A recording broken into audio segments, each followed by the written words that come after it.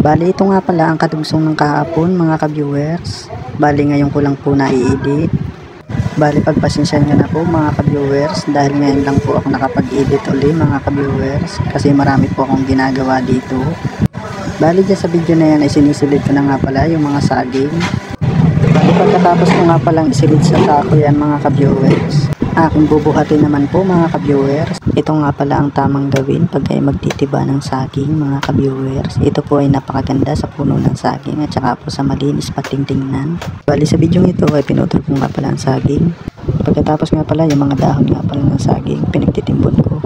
Bali sa part na ito ay nakita ko nga pala nabagsakan yung sili natin. Sa part na ito ay bubuhatin ko na nga pala yung ating sinako na saging mga ka-viewers. Hindi ko nga pala mabuhat mga ka-viewers. Napakabigat nga pala mga ka-viewers. Sa wakas nga pala ay nabuhat ko na nga pala mga ka-viewers. Bali sa video na ito ay tatawid nga pala po ako ng ilog dyan mga ka-viewers.